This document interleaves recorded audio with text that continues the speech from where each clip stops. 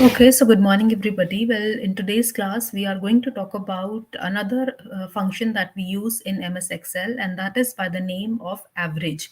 And we will see the different functions in the average family that can be easily used to calculate the average of the values that we have with us.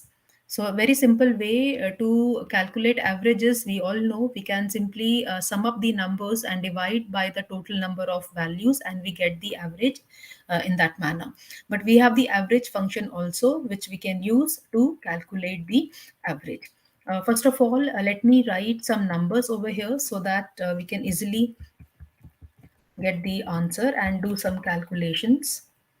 So I have 7, 8, 9, and 10. In a similar manner, I'll write randomly. I'm writing the numbers so that we can do some calculation with them. Likewise, I will write colors because I'm going to use average if as well and average if s also.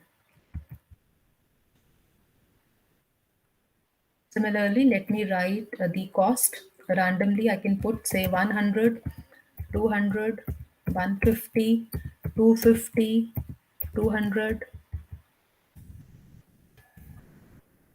100, 300, 350 and 250.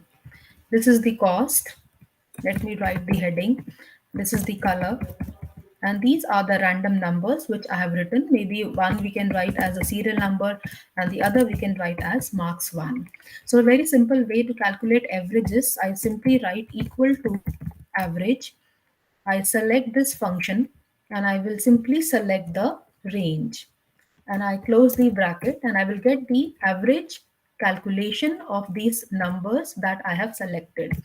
In a similar manner, if I do it one more time, I will simply select the function, select the range with the number which I want to use for calculating the average, and that is how I get the average answer. I have another function by the name average EA. What this will do? Average EA, please remember, it will return the average arithmetic mean of its argument, evaluating the text false in the argument as 0 and true evaluates as 1. Arguments can be numbers, be names, can be arrays, or even can be references. So for this, if I have to simply do this, let me use the same range and let me see what I get. I got this as the answer. Now let me write true over here. We will see that the answer in average is actually changing accordingly.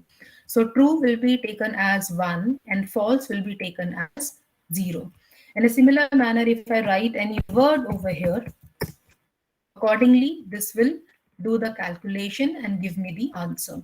So average A will, please remember, will also take into account the values which are written as true and false, or maybe they are written maybe in the form of word like apple or maybe flag or any other such word. So average A function in Excel is a statistical function. The function calculates the average of a group of the supplied values. It differs from the average function in a way that it is going to evaluate the logical value, true and false, and numbers represented as text, whereas the average function will simply skip these values during the calculation. That is a main difference between average and average A function. In a similar manner, we have average if and average if s. Now we have done the if family functions when we were talking about count and sum. And we need to remember that when we want to count sum or do average, giving some criteria, then we can easily do that with the help of the if function along with the average count or sum. So if we are giving the if along with average, that means that average has to be calculated if the criteria has been met.